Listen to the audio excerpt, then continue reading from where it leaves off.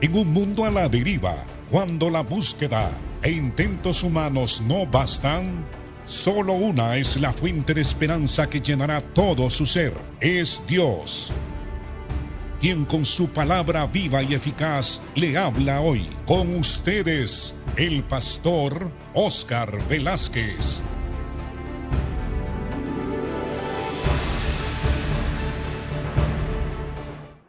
Dios le bendiga, amados hermanos. Estamos nuevamente con ustedes en su programa Viva y Eficaz.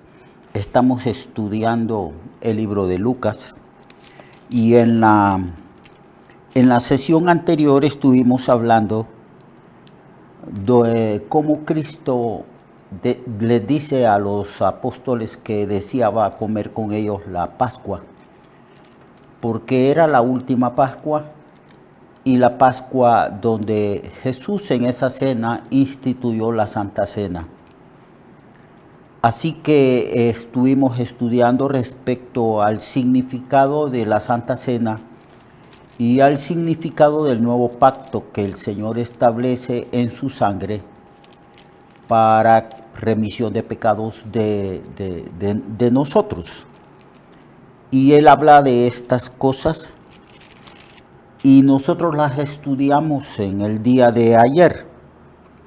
Ahora vamos a leer desde el verso 24 en adelante, porque en el contexto del sacrificio de Cristo, de la revelación del Señor, diciéndole a los discípulos que era necesario establecer un nuevo pacto, pero que el sello mismo, la validez de ese pacto, se establecía en su sangre, o sea, en su muerte en la cruz. Y el Señor habla precisamente de ese grandísimo sacrificio. Y en ese contexto, los discípulos empiezan a discutir quién sería el más grande en el reino de los cielos. Y en el capítulo 22 de Lucas, versículo 24, se nos dice así: hubo también entre ellos una discusión sobre quién de ellos sería el mayor. Pero el Señor les dijo: los reyes de las naciones se enseñorean de ellas, y los que sobre ellas tienen autoridad son llamados bienhechores. Mas no es así entre vosotros, sino sea el mayor entre vosotros como el más joven, y el que dirige como el que sirve. Porque ¿cuál es mayor, el que se sienta a la mesa o el que sirve? ¿No es el que se sienta a la mesa? Mas yo estoy entre vosotros como aquel que sirve. Pero vosotros sois los que habéis permanecido conmigo en todas mis pruebas, les dijo el Señor. Yo pues os asigno un reino, como mi Padre me lo asignó a mí, para que comáis y bebáis a mi mesa en mi reino, y os sentéis en tronos juzgando a las 12 tribus de Israel. Aquí el Señor enfatiza sobre la necesidad del servicio. Y Lucas coloca precisamente esta enseñanza en el momento mismo en que el Señor está hablando de su sacrificio, de la entrega de su vida para expiar los pecados del pueblo de Israel y también para expiar y redimir a su pueblo, a la iglesia que iba a ser formada poco después de su muerte y de su resurrección. Así que el Señor está hablando precisamente que había venido a este mundo no para ser servido, sino para servir y poner en rescate su vida, en rescate de muchos. Y en ese contexto los discípulos parecía que no habían entendido, no habían comprendido la naturaleza del reino de Dios y la actitud correcta que deberíamos de tener todos nosotros, los que hemos sido elegidos de parte del Señor para servirle a Él y para servir a cualquier otra persona que necesite de nuestros servicios. El énfasis que el Señor hace es sobre la humildad y la renunciación, porque Él vino ciertamente como una persona muy humilde. Él renunció a sus prerrogativas divinas, porque cuando estuvo aquí no actuó como Dios, para hacerse su vida mucho más fácil. Y estando en condición de hombre, nos deja el ejemplo de vaciarse a sí mismo, haciéndose siervo de Dios y siervo de los hombres, y haciéndose obediente hasta la muerte y la muerte de cruz. Así que Lucas nos relata la discusión que había entre los discípulos. ¿Cuál de ellos sería mayor? ¿Cuál de ellos sería el más grande? Y entonces el Señor escuchó estas discusiones. Entonces Él les dijo que en el reino, en su reino era diferente. Que la grandeza no consistía en ser servido por otros o creerse superior a otros, sino que la verdadera grandeza en el reino de Dios es la actitud, la capacidad que el ser humano, en este caso los apóstoles y los escogidos, tienen para servir a los demás. Él les dijo: los reyes de las naciones se enseñorean de ellas, asumen una actitud preponderante, se creen superiores porque están gobernando, y en el contexto histórico en que Cristo está enseñando y hablando, los reyes de las naciones solían creerse pero muy por encima y superiores al pueblo. Incluso habían algunos como los césares romanos y otros que se creían que semidivinos, y por eso es que la gente, cuando saludaba al César romano, entonces levantaba la mano y mencionaba el nombre y decía: César es el Señor. Entonces, en ese contexto el Señor está hablando y nos está enseñando cuál es el verdadero liderazgo. En la Biblia casi no se usa la palabra líder, más bien la palabra que más se usa es la palabra siervo. De Jesucristo se dice que es el siervo obediente, humilde, y el siervo sufriente que da su vida por nosotros en una cruz. Y respecto a todos aquellos que eran servidores de Dios como Moisés, a Moisés se le llama el siervo de Dios. Bastaba con eso, bastaba con ese título. Es un título grandioso, lleno de dignidad y de honor, porque no hay privilegio más grande que poner nuestra vida y disponernos a servir a Dios todos los días de nuestra vida. Pero los reyes de la tierra pensaban de una forma diferente. Se creían semidioses y ejercían una autoridad, pero una autoridad absoluta sobre el pueblo, una autoridad total, de donde viene la palabra totalitarismo. Entonces, ellos se creían superiores.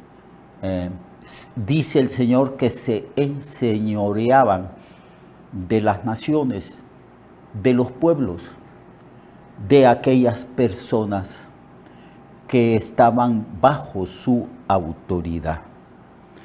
Y algunos aún ejerciendo una autoridad destructiva, peligrosa, porque abusaban del poder que tenían. Incluso podían disponer de la vida de sus súbditos, mandarlos a matar, y ellos estaban muy por encima de las leyes. Ellos se creían ley a sí mismos. Entonces el Señor les dice que a algunos de ellos, a pesar de que podían destruir la vida de los demás, gustaban de ser llamados bienhechores, de los que estaban bajo su autoridad, bajo su liderazgo. Entonces el Señor les dice, entre ustedes no va a ser así. Ustedes no pueden copiar, no pueden tomar como norma y como principio el liderazgo que hay en el mundo, el liderazgo de los gentiles, porque ellos no ejercen autoridad de una manera correcta, de una manera en que el pueblo pueda, a causa de esa autoridad, ser edificados y prosperar y ser respetadas sus vidas. No sigan el patrón del mundo para el liderazgo. De ninguna manera ustedes no pueden actuar así, les dijo el Señor, porque los discípulos observaban cómo el Imperio Romano e incluso la misma autoridad del Sanedrín, que era la autoridad máxima en Israel, se enseñoreaba del pueblo, abusaba de la autoridad. Y utilizaban el puesto de poder que tenían y de autoridad para la autoexaltación. Se jactaban, decían, nosotros somos bienhechores, sin serlo, por supuesto. Mas no es no así entre vosotros, dijo el Señor, sino que la persona que se considera mayor debe de actuar como si fuera el joven, el menor. Y el que dirige entre vosotros, ese debe de servir a los demás.